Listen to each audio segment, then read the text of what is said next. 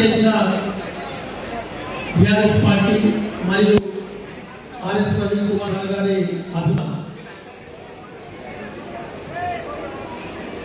నమస్కారం. ఈరోజు కరీంనగర్ పార్లమెంట్ ఎన్నికల యుద్ధ సదస్సు చేసినటువంటి అందరికీ కూడా స్వాగతం సుస్వాగతం తెలుపుకుంటూ ఈరోజు పెద్దలు ఆర్ఎస్ ప్రవీణ్ కుమార్ గారు ఇక్కడికి రావడం మనందరూ కూడా మన జాతీయ నిలబడ్డారు. ఎందుకంటే వారు ఇక్కడనే 20 సంవత్సరాల క్రితం ఎస్పీఎల్సీ మళ్ళీ ఈరోజు మన అందరికీ ఆదర్శంగా ఇక్కడికి వచ్చి మన ముందుకొచ్చినటువంటి స్వాగతం సుస్వాగతం పలుకుతూ ఈరోజు ముఖ్యంగా బోయినపల్లి వినోద్ కుమార్ గారి ఎట్లా మనం ముందుకు తీసుకెళ్లాలి, వాళ్ళు ఎట్లా గెలిపించుకోవాలని చెప్పి ఈరోజు సదస్సులను ఉద్దేశించి వారు మాట్లాడతారు.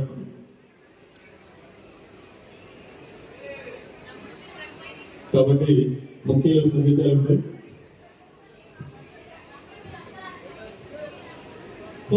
మొదలకు దాసరి కృష్ణ గారు ప్రసంగించాలని చెప్పి కోరుతున్నాను. జై శ్రీరామ్.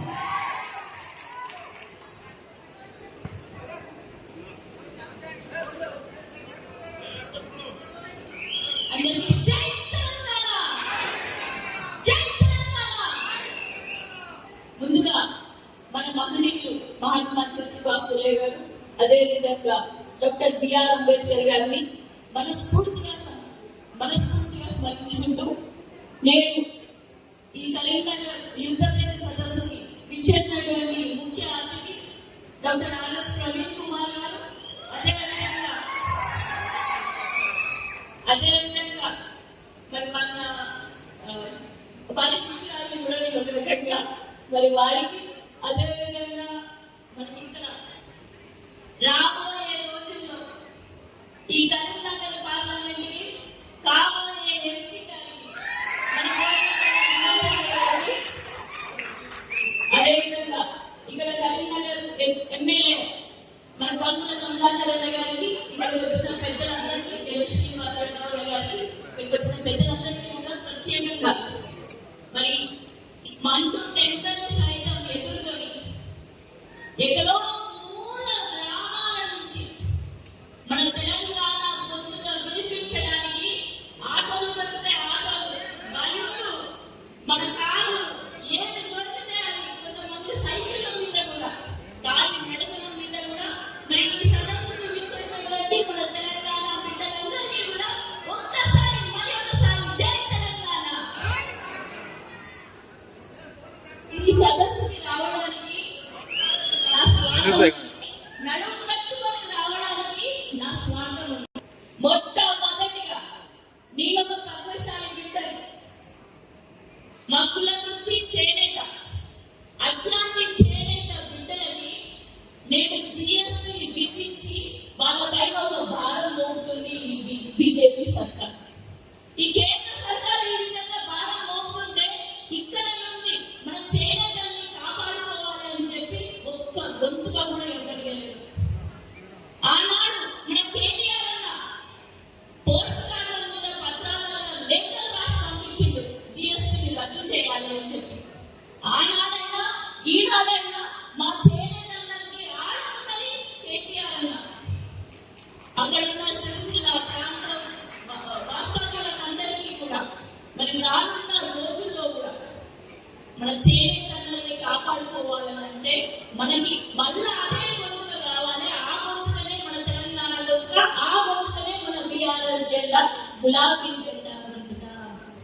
మరి ఇక్కడ నుంచి ఏమంటారు, మనకి బీఆర్ఎస్ 10 సంవత్సరాలు బీఆర్ఎస్ అధికారంలో ఉన్నప్పుడు చేనేత అందరినీ పైకి తీసుకొని రావడానికి మరి ఆర్చీలని చెప్పేసి, స్కూల్ పిల్లలకి బట్టలని చెప్పేసి, ఇట్లాంటి ఎన్నో కార్యక్రమాలతో మా చేనేతలను ఆదుకున్నారు. ఇప్పుడున్న కాంగ్రెస్ ప్రభుత్వం ఏం చేసింది, తెలంగాణ ఏర్పడ్డ తర్వాత తెలంగాణలో మళ్ళొకసారి మార్పు అని అనుకున్నారు. కాంగ్రెస్ ప్రభుత్వాన్ని చూస్తున్నారు, మళ్ళీ ఈ కాంగ్రెస్ ప్రభుత్వంలో మా చేనేతల ఆత్మహత్యలు చూసే రోజులు వస్తాయని భయపడుతున్నారు. మరి ఆ భయాన్ని దూరం చేయాలంటే, ఆ ఈసారి ఖచ్చితంగా మనం వినోదాన్ని ఎంపీ కావాల్సింది. ఒకటో సార్ నా రెండో సార్ అని చెప్తా. ఒక ఐఐటి కాన్పూర్లో చదువుతున్న బిడ్డని, ఒక విద్యార్థినిగా చెప్తున్నా, ఒక యువతరానికి ఒక గొంతుగా నేను చెప్తున్నా. ఏమన్నా కూడా ఇవ్వలేదు వలసనే ఏమంటాడు అంతేగాని ఇదే కరీంనగర్కి ట్రిపుల్ ఐటీ ఒకటి తీసుకొని వస్తానంటే ఉండరా? మరి ట్రిపుల్ ఐటీ కరీంనగర్ లో ఏర్పాటు చేయాలి అని చెప్పి పోరాటం చేసింది ఆనాడు వినోదనే. మళ్ళీ రాబోయే రోజుల్లో కూడా ట్రిపుల్ ఐటీ కరీంనగర్ లో రావడానికి గల కారణాలు కూడా వినోదనే అమ్మగలుగుతారు. ఇది నా రెండో స్వార్థం. మరి మూడో స్వార్థం కూడా ఉన్నది. నేను పెద్దపల్లి బిడ్డని, గట్టి కొట్ట 30 నిమిషాల్లో ఉంటాం. 30 కిలోమీటర్ల అవతల ఉన్నది పెద్దపల్లి. మేమందరం కూడా హైదరాబాద్ నుంచి పోవాలంటే ఇదే రాజీవ్ రహదారి ఉపయోగించుకుంటాం. మరి నా మూడో స్వార్థం ఏంటంటే, నేను రాత్రైంది అని అంటే సహజంగా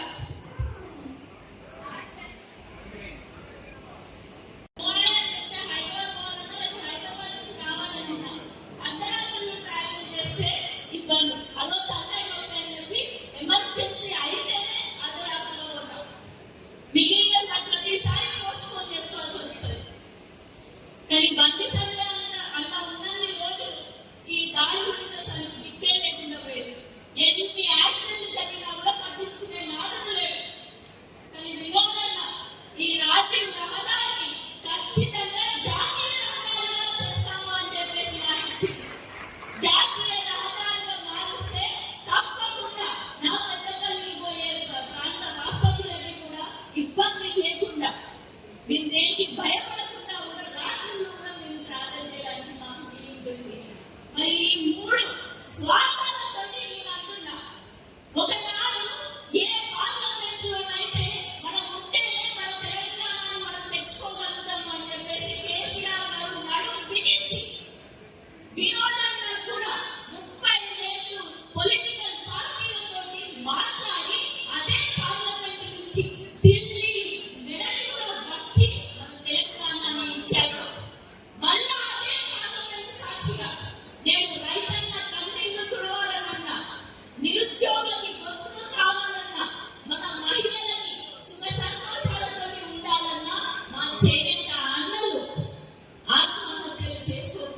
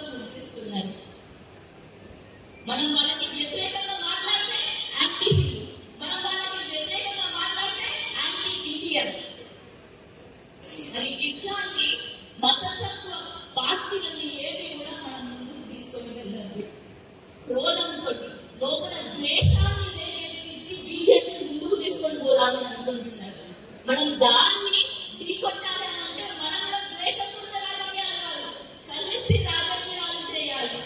ఏ బండి సంజయ్ అన్నదైతే కొన్న సంవత్సరం క్రితం శివాలు శవాలు అని చెప్పేసి మాట్లాడిండ్రు, వాటిని దత్తగిరి పెట్టు, వాళ్ళకి జవాబు చెప్పాలి అంటే మన హిందూ ముస్లిం క్రిస్టియన్ అందరం కూడా భాయి బహన్ లెక్క అందరం కలిసి ఈ ఎన్నికల్లో మరి మనం ఇచ్చే తీర్పు ఏ విధంగా ఉండాలంటే కొన్ని లక్షల భారీ మెజారిటీ తోటి బుద్ధి చెప్పే విధంగా ఇక్కడ ఉన్న బీజేపీ ఎంపీ అభ్యర్థికి మనం బుద్ధి చెప్పే విధంగా ఉండాలి అని చెప్పేసి మీ అందరినీ కూడా కోరుకుంటూ మరి చక్కటి అవకాశం ఇచ్చిన పెద్దలందరికీ కూడా మరొకసారి ధన్యవాదాలు. జై భీమ్, జై శ్రీరామ్, జై తెలంగాణ.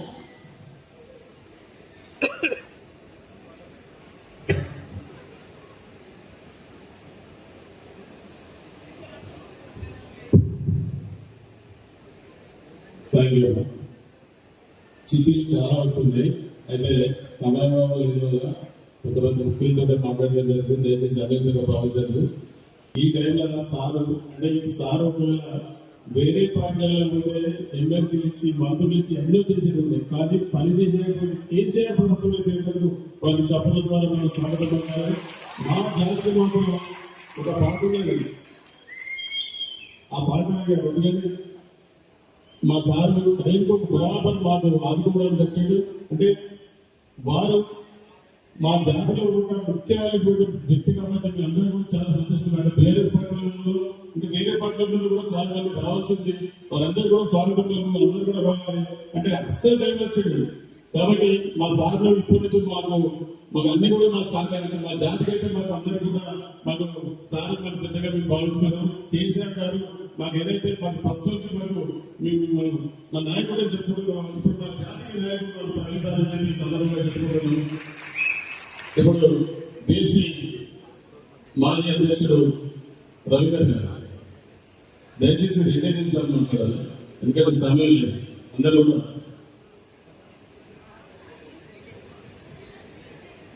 అందరికీ జై తెలంగాణ. వేదిక మీద ఉన్న పెద్దలందరికీ, అదేవిధంగా వేదిక ముందు ఉన్న ప్రతి ఒక్కరికి పేరు పేరున తెలంగాణ అభినందన తెలియజేసుకుంటూ ఈరోజు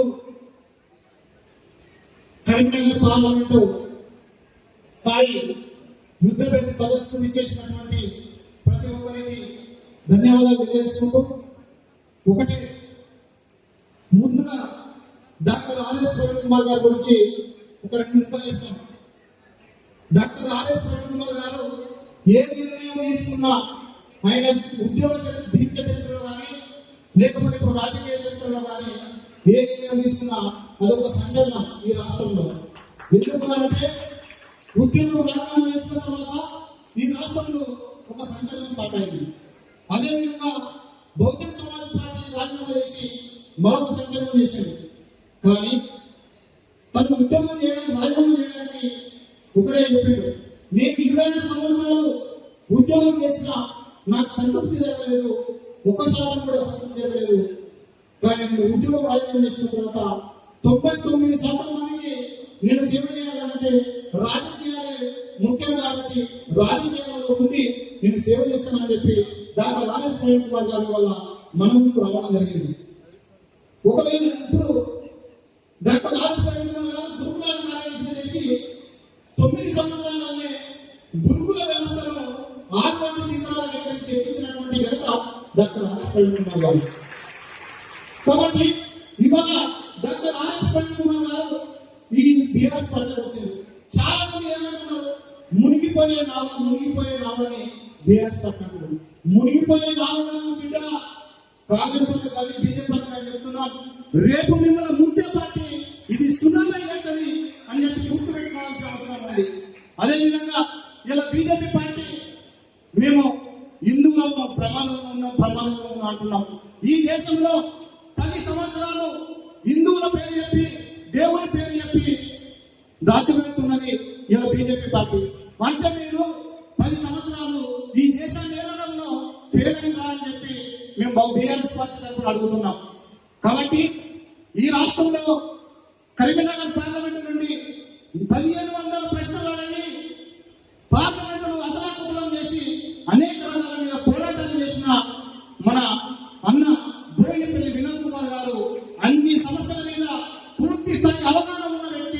అదేవిధంగా 106 ఆర్డినెన్స్లను చేసినటువంటి ఘనత 2 సార్లు ఎన్నికలైతేనే పార్లమెంట్ అభ్యర్థి ఎన్నికైతేనే అంత పని చేసింది. ఇవాళ అందరి సమస్యల మీద అవగాహన ఉన్న వ్యక్తి, అదేవిధంగా ప్రతి సమస్యను క్షుణ్ణంగా అధ్యయనం చేసి ఆ సమస్యను సాల్వ్ చేసేంత గొప్ప నాయకుడు మన బోయినపల్లి వినోద్ కుమార్ గారు. ఖచ్చితంగా రాబో పార్లమెంట్ ఎన్నికలలో 45 రోజులు మనం అందరం బీఆర్ఎస్ పార్టీ చేసినటువంటి కార్యక్రమాలను గడపకు ఓటర్కు తీసుకుపోయి మనం చెప్పి బోయినపల్లి వినోద్ కుమార్ గారిని గెలిపించేదాకా నిన్నబాటు కంకణం కట్టుకుని పనిచేయాలని తెలియజేసుకుంటూ నాకు ఈ అవకాశం ఇచ్చిన మీ అందరికీ ప్రత్యేకంగా జరుగుతున్నాను. థ్యాంక్ యూ అన్న. కరీంనగర్ ముద్దుబిడ్డ మాజీ మంత్రి గారు, స్థానిక ఎమ్మెల్యే అయినటువంటి తమ్ముల కమలాకర్ గారిని మాట్లాడవలసిందిగా కోరుచు.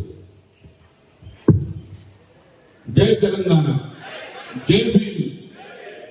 గౌరవనీయులు, ఈరోజు మీకు తెలిసిన ఆర్ఎస్ ప్రవీణ్ కుమార్ కన్నా అత్యంత దగ్గరగా తెలిసిన వ్యక్తిని నేను.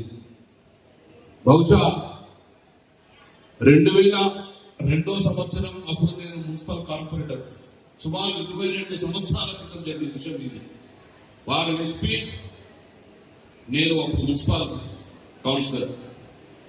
తెలుగుదేశం ప్రభుత్వం ఇప్పుడున్న జిల్లా కాదు, 13 కాన్స్టిట్యూన్స్ ఉన్న అతిపెద్ద జిల్లా కరీంనగర్ జిల్లా. దానికి అప్పుడు సూపరింటెండెంట్ ఆఫ్ పోలీస్. ఆ రోజు తన కంట్రోల్ చేసి లా అండ్ ఆర్డర్ నేర్పి ఈ రోజు ప్రశాంతంగా మనం బతుకుతున్నాం అంటే దానికి కారకులు అప్పుడున్న ఆర్ఎస్ ప్రవీణ్ గారు చేసిన స్టెప్పులు. లాఠీతోటే కాదు, విద్యాబుద్ధులతో నేర్పించుకొని సమాజానికి మార్పు రావాలి, సమాజానికి మార్పు రావాలి. పోలీసు దండలతోటే మార్పు వస్తుంటే అది భ్రమ కాదు, సమాజంలో మార్పు తీసుకురావాలి. అది రేఖగా చెప్పి ఆ రోజు పునాదులు వేసుకొని, కరీంనగర్ అంటే కల్లోల జిల్లాగా ఉన్నది, ఆ రోజు తన పునాది వేసుకొని శ్రమించి ఈ రోజు ఒక మంచి జిల్లాను మనకు అందించిందంటే అప్పుడు వారి కృషి ఎనలేనిది. నాకు చాలా దగ్గరగా ఉన్న వ్యక్తిని, చాలా అతి సన్నిహితంగా ఉన్న వ్యక్తులలో నేను కొన్నప్పుడు హోమ్ మినిస్టర్ దేవేందర్ గౌడ్ గారు ఉండే. అప్పుడు వారు హోమ్ మినిస్టర్ వచ్చినప్పుడు నా దగ్గర ఉన్నప్పుడు ప్రవీణ్ కుమార్ సార్ అప్పుడు నాకు పరిచయం ఉంది. అప్పటి నుంచి ఆ రిలేషన్ నాకు అట్లనే కంటిన్యూ అవుతుంది. దాని తదనంతరం తన ఈ రాష్ట్రం బాబాసాహెబ్ అంబేద్కర్ గారు కన్నా కళను నిజం చేయాలని చెప్పేసి ఆలోచనతోటి మా సెక్రటరీ ఉండే, సరే అది ఇంకా డీప్ వెళ్దాం. వారికి ఈరోజు ఆ రోజు వారి ఎస్పీగా ఉన్నప్పుడు నేను ఒక మున్సిపల్ కౌన్సిలర్ ఉన్న ఆ సంబంధం, ఆ బంధం ఈ రోజు మళ్ళీ మమ్మల్ని ఇద్దరు ఒకటి కలిపేందుకు వారికి మనస్ఫూర్తిగా హృదయపూర్వకంగా వారికి మీ జిల్లా మీ యొక్క రైట్ ఉన్న జిల్లా కరీంనగర్ జిల్లాకు స్వాగతం సుస్వాగతం సభ్యులు. గౌరవనీయులు పార్లమెంట్ సభ్యులు, గతంలో ఒక సక్సెస్ఫుల్ పార్లమెంట్ సభ్యులు ఉన్న మా వినోద్ కుమార్ గారు, రేపు రాబోయే కాలంలో మీ అందరూ ఇంతమంది ఆశీస్సుతోటి డెఫినెట్ గా నాకైతే నమ్మకం ఉంది మళ్ళీ కాబోయే ఎంపీ గారు వినోద్ కుమార్ గారికి స్వాగతం. సభాధ్యక్షులు మా శ్రీరండ, గౌరవనీయులు మాజీ శాసనసభ్యులు రవిశంకర్ అన్న, సోదరుడు ఆగన్న, సోదరుడు కంసాల శ్రీనివాసన్న, గెల్లు శ్రీనివాస్ యాదవ్ గారు, సోదరుడు ఉషా గారు, మా అక్క ఉమక్క గారికి, వేగొచ్చిన గౌరవ పెద్దలందరికీ పేరు పేరు నమస్కారం తెలుసుకున్నాను. ఇప్పుడే మనం ప్రపంచం ఈర్షపడే విధంగా, భారతదేశం గర్వపడే విధంగా భారతదేశ గడ్డ మీద ఒక 3 మహానుభావులు పుట్టింది. వారే బాబాసాహెబ్ అంబేద్కర్, బాబు జగజీవన్ రావు, జ్యోతిరావు పులి. మరి ఎందుకు వారు మహనీయులైన వారు తన కులం కోసం కష్టపడలే. వారు బాబాసాహెబ్ అంబేద్కర్ మానకులంగా పనిచేయాలి, బాబు జగజీవన్ రావు గారు మాదిగ కులంగా పనిచేయాలి. ఈ రోజు జ్యోతిరావు పులే బీసీల కోసం కాలే, అందుకే వారు కులానికి పరిమితం కాలే, ఈ దేశ సంపదగా మారిపోయారు వాళ్ళందరూ. వాళ్ళు ఈ 3 దేశ ఆస్తి, వారు కులానికి పరిమితం చేయలే. వాళ్ళు భారతదేశ ప్రజలు, వారు ఈ దేశానికి సంపదగా మనం ట్రీట్ చేస్తున్నాం. అందుకే వారి కులాలు లేవు, మతాలు లేవు. అందుకే లోక కళ్యాణం కోరుకున్నారు. అందుకే మహానుభావులు పుట్టారు. అందుకే ఆర్ఎస్ ప్రవీణ్ కుమార్ గారు రోజు మాదిగ కులానికో బడుగులేదు కాదు, ఈ జాతి కోసం పనిచేస్తాడు, బడుగు బలహీన వర్గాల కోసం పనిచేస్తాడు. అందుకే ఈ ప్రభుత్వం వారికి ఎడ్యుకేషనల్ ట్రస్ట్ దేనికోసము, మేమందరం కూడా 4 civil supply BC welfare department ఉన్నప్పుడు మా దగ్గర గురుకులాలు ఉండేవి. ఆ గురుకులాలకు ఎస్సీ గురుకులాలకు, ఎస్సీ గురుకులాలకు, మైనార్టీ గురుకులాలకు, అన్ని గురుకులాగా ఒక గొప్ప సెక్రటరీగా ఉన్నారు కాబట్టి, ఆ రోజు మా సెక్రటరీ ఉన్నారు కాబట్టి ఈ రోజు నా బడుగు బలహీన వర్గ బిడ్డలు ఐఏఎస్ ఐపీఎస్ మారుతున్నారంటే దానికి కారణం మీరు కాదా అంటున్నారు. అందుకే ఆర్ఎస్ కుమార్ గారు మాదిగ బిడ్డలో మన బిడ్డలో బడుగు కాదు, ఈ రోజు మన జాతి బిడ్డలకు గర్వపడే విధంగా ఉన్న మా యొక్క బడుగు బలహీన వర్గాల బిడ్డ అని చెప్పి మేము గర్వంగా ఇస్తున్నాం.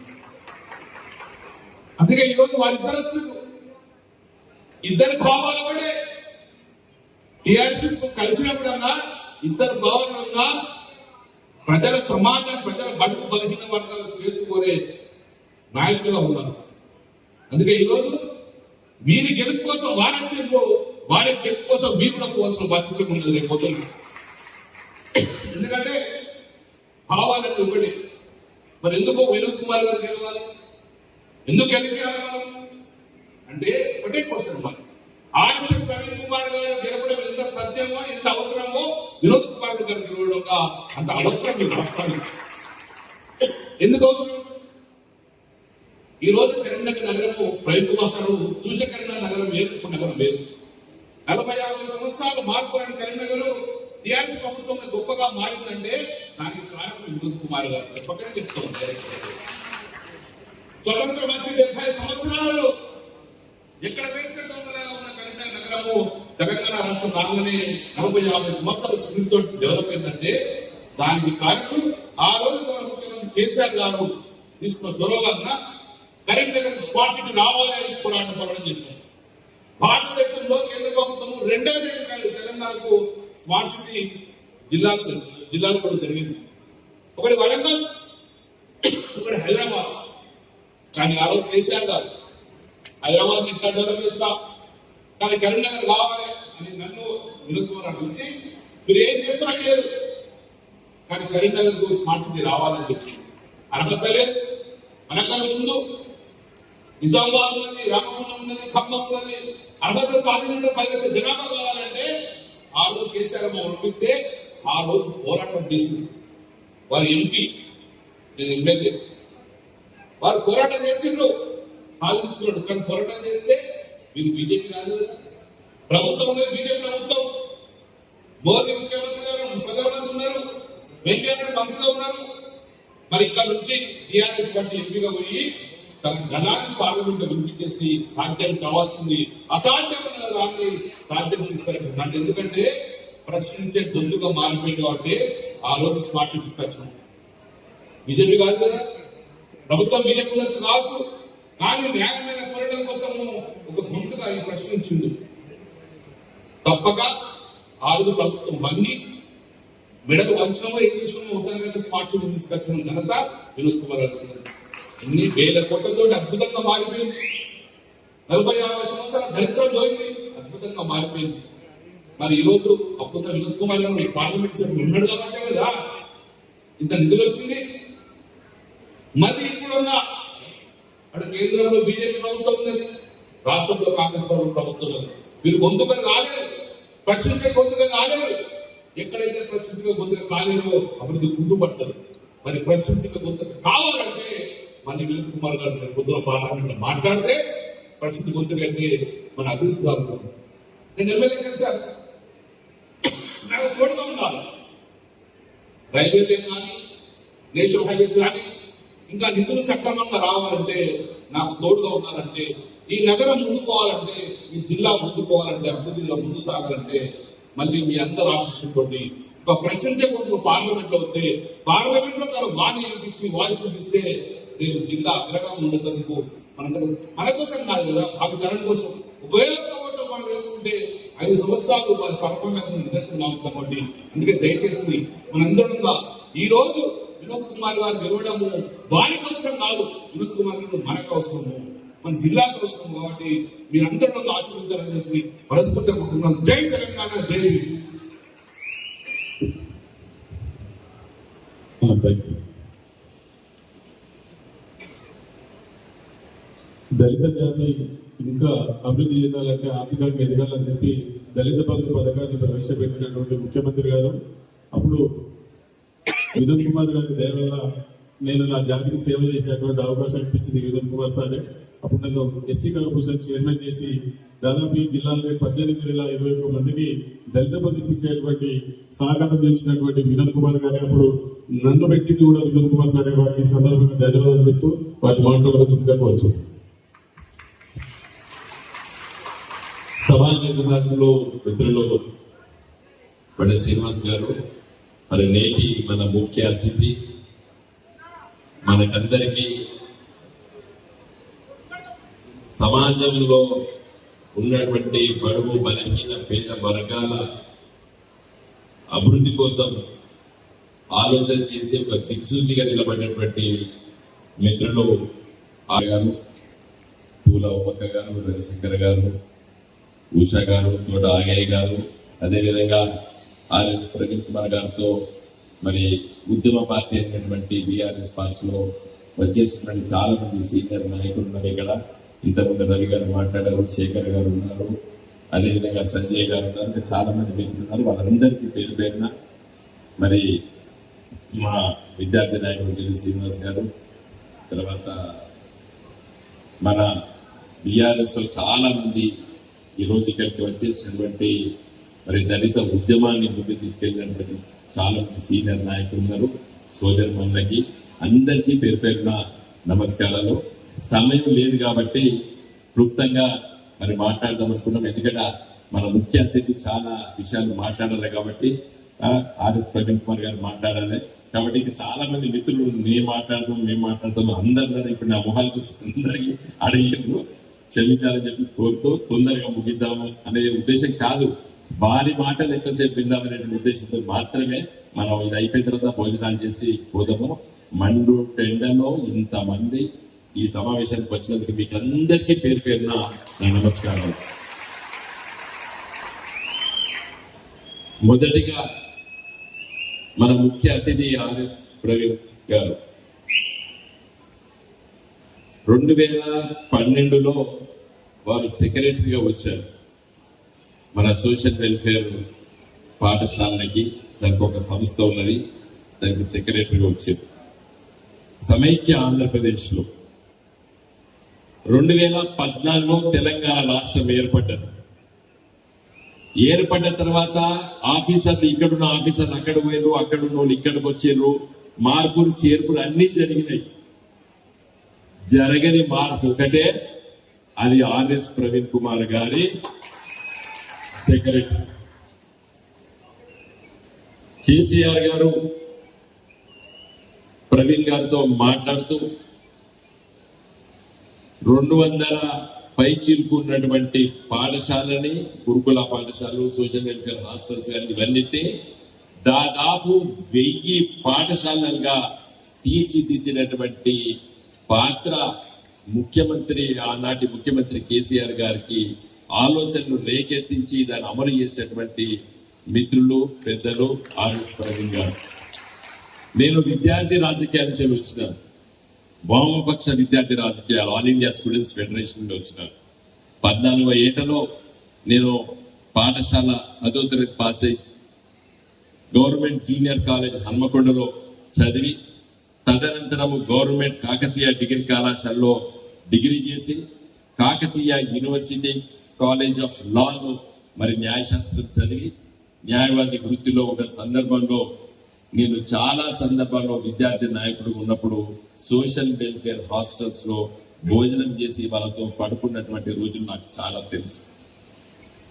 నేను కరీంనగర్ ఎంపీగా 2014 నుండి 19 వరకు ఢిల్లీలో ఉన్నప్పుడు ఒక విప్లవాత్మకమైన మార్పు అంటే ఈ మార్పు జరగాలి, నిన్న మొన్న జరిగిన మార్పు కాదు.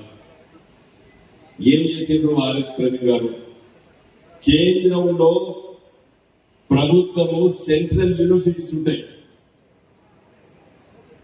కేంద్ర విశ్వవిద్యాలయాలు దేశవ్యాప్తంగా ఉంటాయి. మన దగ్గర చదువుకున్నటువంటి సోషల్ వెల్ఫేర్ జూనియర్ కాలేజీలో చదువుకున్నటువంటి పిల్లలకి డిగ్రీ కళాశాల అంటే మన జిల్లా కేంద్రాలలో మన టౌన్ లో ఉన్నటువంటి డిగ్రీ కళాశాల దిక్కు ఉండేది.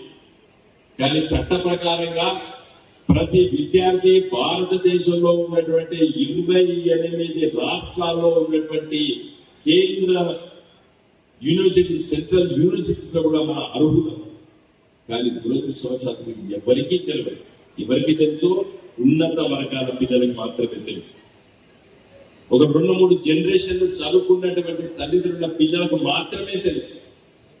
ఆర్ఎస్ ప్రజన్ గారు ఢిల్లీలో ఉన్నప్పుడు నేను పార్లమెంట్ సభ్యుని, మరొక ఆఫీసర్ని అక్కడ పెట్టడం జరిగింది.